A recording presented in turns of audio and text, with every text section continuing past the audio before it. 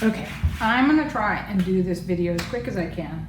This is our glaze room video, and I'm gonna teach you some mistakes first of all, and then how to dip a glaze, 2 glazes, and talk about our color chart. So I'm gonna start right now. I laid out some samples. Let's see. One of the things that's important is, we talked about it in the video, in the PowerPoint already, is if you're going to dip a glaze, that you only stay in it for 3-4 seconds, maybe 5. If you stay in too long, something like this will happen. It will split all crazy like, and it actually was so thick it fell off the bottom of this lid. So don't dip for too long.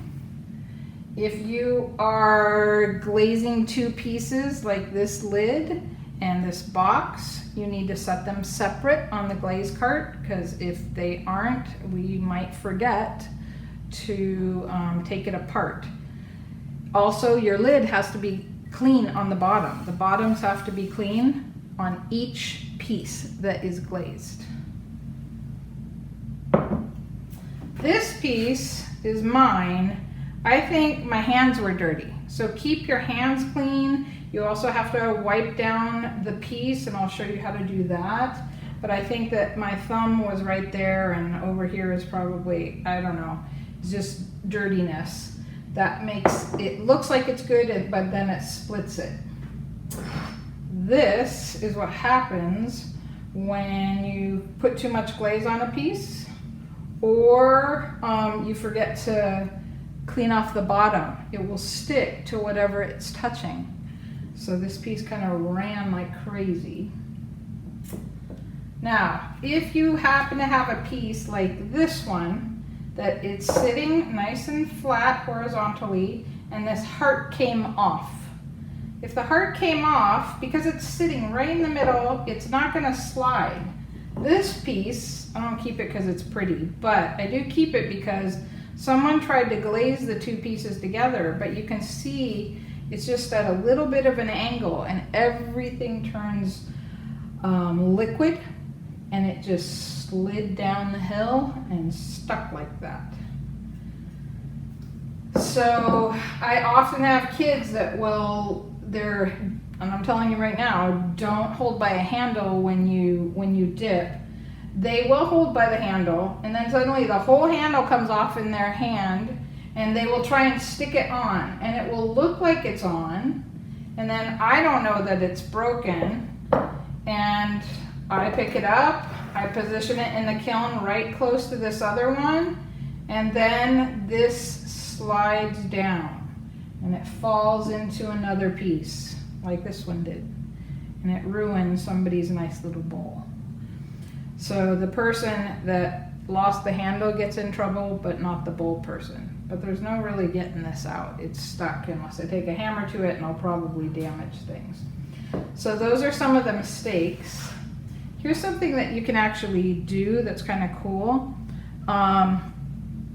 I got this stuff called liquid wax, and I painted my name on the raw pot straight onto this piece, and then I dipped it into one color and then into another color. The liquid wax is a resistor, and it makes things run away from the wax, sort of like when you dip Easter eggs and you've put crayon on it, the color runs away from that area, so it saves that area underneath. I think this piece I actually bought because it was so pretty, and I think what they did is they dipped it in one color, this brownish color, and then they took the wax and they put the wax over the design as the design, and then they dipped it again, so you get that those 2 colors are a wax resist color. And I'll try and show you some wax resist in just a minute. What I want to show you right now is how this is our liquid wax. And if you look carefully right here, it's kind of whitish inside, but right here is a yellow, really light yellow color. That is the wax that's dried. And that is what you want your wax to look like before you dip it. And I'm going to talk about it in a minute. I'm just going to save that right there for you.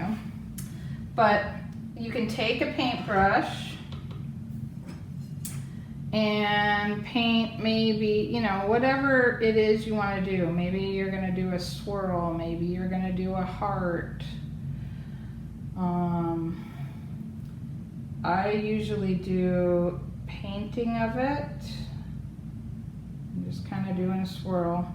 And then I let it set up for half an hour, 20 minutes. I want that white color to turn into this yellow color. So I really need to let it set, or you could blow dry it and get it nice and dry, that yellow dry, and then you'll be able to dip it. So this is gonna resist whatever color I put on top of it. We'll see what it does. I want to show you, this is what a bucket of glaze looks like. It's got a bat on top of it, which needs to stay there so it doesn't evaporate too much water. It has the sample on top of it, and it has a stick in it. So this is the yellow. And I want to show you what a glaze looks like when it hasn't been mixed for a while. It basically separates, and you can see all this water and all the glaze, thick stuff, has gone down into the middle and just sinks. It's sort of like chocolate milk. If you put chocolate milk together with like a chocolate syrup, the chocolate syrup after a while just separates. So you have to sit here and you have to mix it up. Usually what I do is I put my paddle at the back and I sort of pull it forward. And you're looking for it to coat the paddle completely. Right now it's kind of chunky at the bottom. It's beginning to get weaker and weaker and more watery at the top. So I want it to coat it completely, evenly, because what can happen is you're in that thin part down at the bottom, at the top, you're in the thin part at the top, and you dip for 3 to 5 seconds, depending on how thick it looks, and it will get just a real thin layer on it. So you want to make sure that it's mixed well, that you brought that stuff up from the bottom and you mixed well. So I want to talk about this glaze chart in here. We made this a while ago. There are all the glazes across the top and all the glazes going down to the bottom. And it's sort of like a multiplication chart. It shows you what one color looks like on top of another color. So you can come over here and say, ooh, I really like that color. What is it? And you can pick it up and you can go, oh, this one is chestnut brown on the bottom for 3 seconds and then plum crazy on the top for 3 seconds. And this top color tells you what it looks like. I personally really like this creamy matte color on top of chili gloss. So I use that a lot, and that's the one I'm gonna do right now.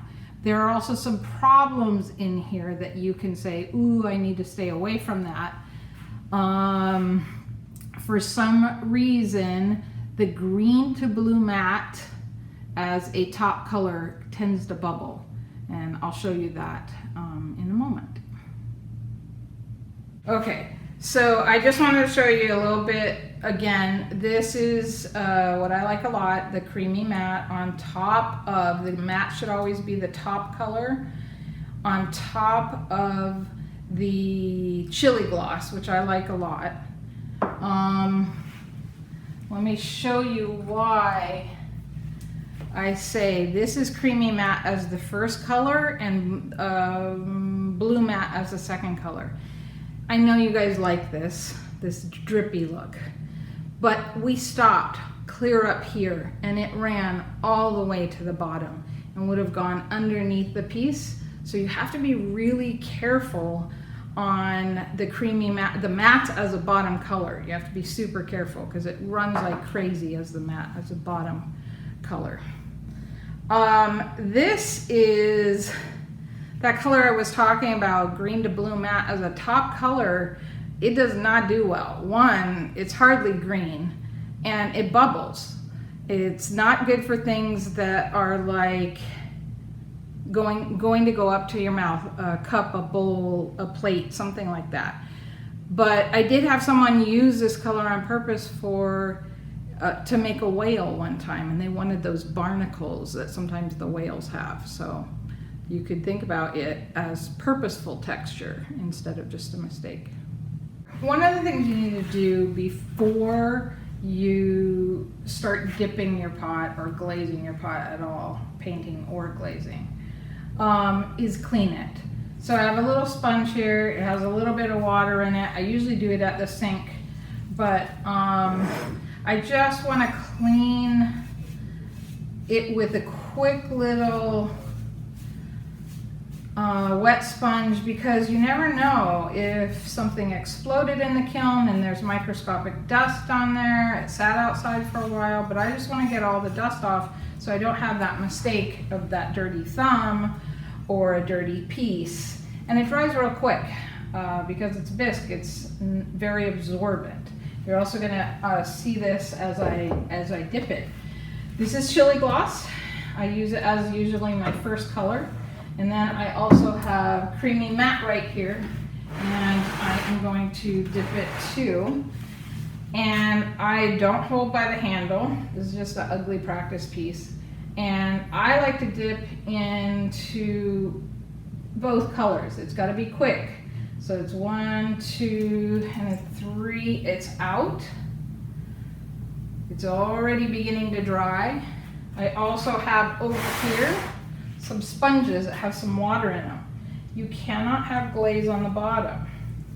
So I have my sponges here, and now the glaze, it can be in those grooves, but it can't be on the very bottom, otherwise it's going to stick to the shelf like that other piece I showed you. You can see it's already dry. It dries in like 30 seconds or less. So it's ready to dip on the other one. And this time I'm going to hold it over here, making sure it's dry there. And I'm going to dip this way on this one. I'm just going to try it. I'm covering a little bit. 1, 2, 3, out. That glaze is a little bit thinner for me. You can see it on here. It's pretty nice and thick right here, but I might want to dip it again. I can see grit shining through, so I'm just gonna dip it just a little bit more. Make sure it really is well mixed, because I think it kind of settled while I was videoing. I'm gonna go back in. 1, 2. Oh, that's a lot better covering. A lot better covering this time. You want to make sure you can't see through to the grit. It's not so thick that it actually is cracking. That can be a bad thing. But that's just, it was too thin. All right, I'm going to show you one other thing that you could do. I filled this little dripper with chili gloss. So since it's chili gloss, I could come over here and squirt some designs. Just be sort of organic and put some extra design in. Maybe you want to do some inside. But now that this is clean on the bottom and it's getting dry, I can put it outside on the glaze cart, and it will be out in a lot quicker than your bisque, because it only takes 1 day. If it gets loaded that day, it'll be out the next day. So that's it. Hopefully you guys have fun glazing. It's something that will take a long time to learn. 40 years, you know. there's a lot of stuff that you can play with. So that's it. If you'd like to borrow this, come ask me and we'll do a little exchange.